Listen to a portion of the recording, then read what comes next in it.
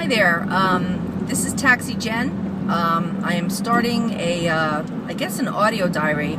It's really not a video diary because you're kind of looking at the sky, only because my iPhone is sitting on my dashboard right now. But you might see a couple birds flying over and maybe the tops of some palm trees.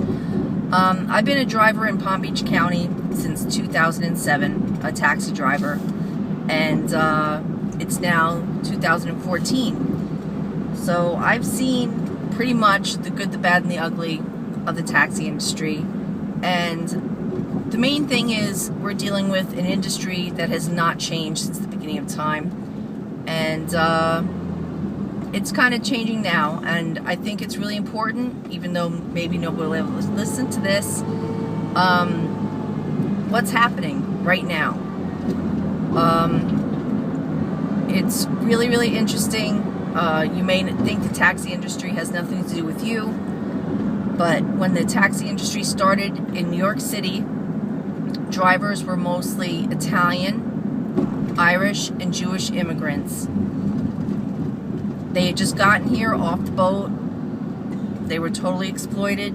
Some rich guy bought a whole bunch of cars from France, bought them over, and started a taxi system. And as a matter of fact, the first taxi strike, which was like the biggest one in history, was, I think it was held in Times Square. There was like 2,000 drivers that went on strike. And that was during the Great Depression, because all of a sudden everybody that wasn't a driver suddenly was out of work and started driving around. I don't know if it was legally or illegally, but the drivers all went on strike.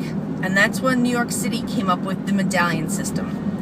And a lot of cities, states believe the medallion system is the way, because that's what New York does. But the truth of the matter is New York did it to protect the drivers. It was not to create these massive monopolies where a few people own all the medallions and charge drivers rates that are ridiculous. You have to basically live in your car, work 7 days a week. Best case scenario, it's indentured servitude. Worst case scenario, it's bordering on slavery. I believe I'm not sure where it was, I think maybe in Michigan, the drivers all went to court, and I think the judge said that, you know what, the medallion system is totally like unjust, unfair to drivers. But then there's more things going on. We have an industry that's very complacent. Basically, the taxi industry, if you're a taxi cab company owner, basically you're in the leasing business. You're not in the people business, and you're not in the driver business. They basically have no vested interest in whether you get picked up on time, you get picked up by a decent driver. They have no interest in the driver, their livelihood, their conditions, nothing. This would be kind of like Hertz Rent-A-Car, being responsible for your vacation, the quality of it, how much you have to pay for dinner. Hertz Rent-A-Car, and no offense to Hertz, I think you guys are awesome. You are a leasing company, and you are not invested in anything else that happens after somebody pays a lease for their car. And that's the deal with the industry.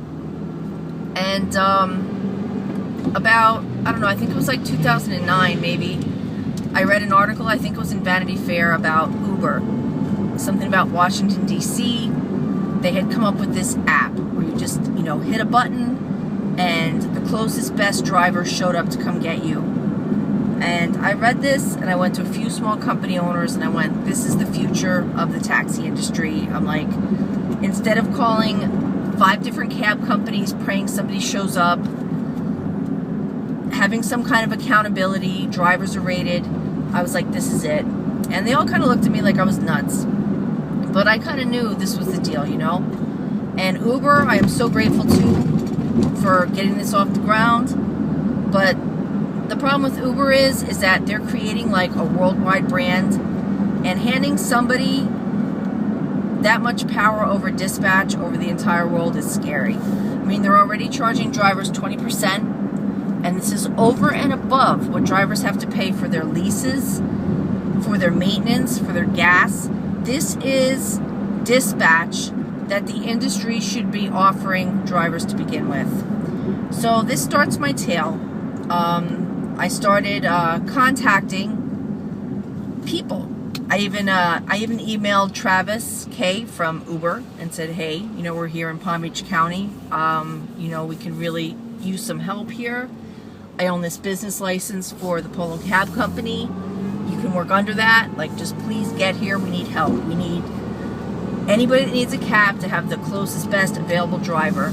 Of course, they didn't respond back to me, but that's okay. I didn't take it personally. And for the next few years, I just kept, like, you know, Googling taxi app. Would get, like, maybe Taxi Magic, this one, that one. Would send them an email, and they'd say, who are you, you know? I'd say, look, I'm just really a cab driver. I own this taxi license. They're like, well, how big is your fleet? It's me. I'm a one-car company. I started my company about 2 weeks before the moratorium on cab companies went into effect in Palm Beach County. And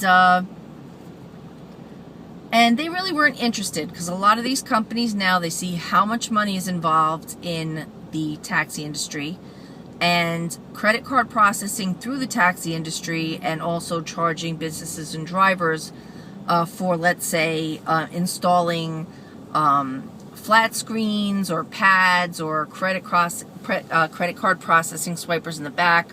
Huge business.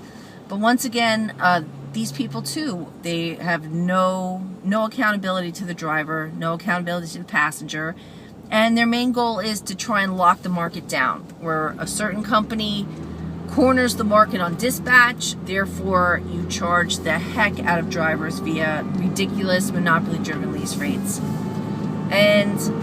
But you know what? I didn't give up. I kept going.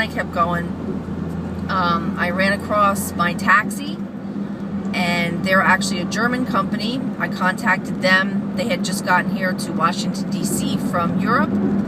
They just opened in Miami. They said, look, get me 100 drivers. We'll come down there. Well, I talked to all the drivers who were basically like Haitian immigrants, Cuban, you know, pretty much since the beginning of the taxi industry. They're all immigrants, first generation here, really no options on jobs, and they're all kind of scared. Here's people asking for, like, their name, their social security number, their bank account information to deposit their credit card sales into.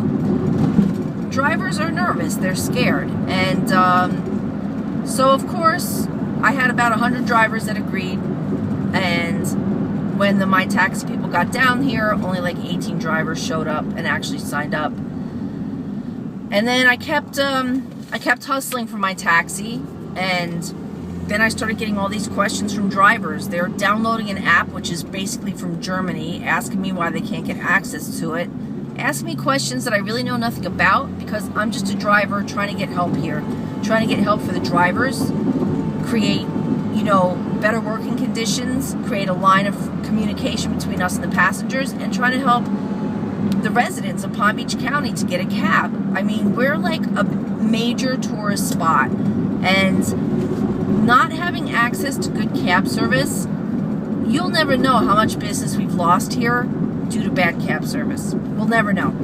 There's really no way to check that out, but I'm telling you, the numbers are definitely there. So I had a hard time, a lot of questions. I contacted My Taxi. I'm like, look, I need help here, and you know, can you please send somebody down? And their response was like, look, we only came here because you asked us to. You need to remember that. And you promised us 100 drivers. 18 showed up. And they're like, you know what? If you're too busy, you don't feel like it, they're like, no big deal. We won't come there. To which I responded to them, you know, pretty much kiss off.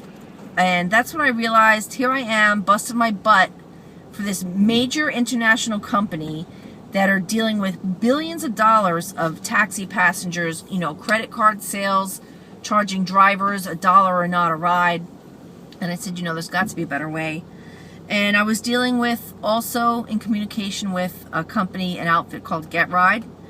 Jason Diaz, he had, actually, I guess he was either the founder or created Taxi Pass. It was like one of the first in taxi credit card processing systems ever known to man, which was pretty ingenious. And he also was the founder of something called Cab Watch in New York City, which basically, way beyond the curve, kind of getting everybody on the same page, like stopped carjackings, helped cab drivers not get killed. And I think he was like 23 at the time. So me and the GETRIDE people, Jason Diaz, we've been going back and forth for about 6 months. I wasn't really sure where they were going with it. And you know what? Now looking back, I don't think they really knew either. They have this technology. He had the foundation of absolutely, like me, being on street level, understanding the business, and knowing that there's a big missing factor, and that is connecting the driver directly to the passenger without the middleman, without these people putting in flat screens in the back, without having to pay major companies $550 a week to lease a cab, and then in the summertime you basically rot because you have to sleep in your cab just to pay your lease, you know? So, you know what? If you ever have an idea or you think you can make something better, I'm here to say don't ever give up, because it doesn't matter what industry you're in. If you ever thought, you know something, this is insane. It's so simple if they just did this. Well, that's what I thought about this industry. And somehow, some way, I just kept Googling, emailing from my little iPhone, sitting in my cab, hours at a time waiting for a fare, and I struck pay dirt. And the GETRIDE people have started a nationwide driver network. They created the platform for it, and I'd say to this day, if Jason Diaz had never been a cab driver, this never would have happened, because everybody comes from a big business standpoint. They think, how can we make money off the people and the drivers? Well, no. Jason kind of reinvented the wheel here in a really cool way. And pretty amazing. I've been given an opportunity, a pretty amazing opportunity, based on what I believe in. I believed in doing the right thing, and I kept throwing it out there, and somebody turned around and said, you know what, look, we're giving you this opportunity. So, as crazy as it sounds, TaxiGen, driver since 2007, one-car little company. I have the privilege of hosting the first app in their nationwide driver network that is going to put every single driver in touch with any passenger that wants a cab via smartphone app or via the web. And I don't know, this is pretty huge stuff. As far as monopoly-driven lease rates, this is like liberation for cab drivers. The indentured servitude, done. The communist dispatch, you just get whatever random driver shows up because he's been waiting the longest in the zone, even though he's miserable and he sucks. No more. You're actually going to pick the best driver. You're going to have a driver menu. I want a taxi. I want a sedan. I want an SUV. You know what? I have a wheelchair. I have a dog. You're going to be able to look through, you know? And, all right, that's the beginning. I might have been rambling because that's what I do. And thanks for listening. This is part 1 on Palm Beach County redefining the taxi industry with the help of GETRIDE and Jason Diaz. Thank you.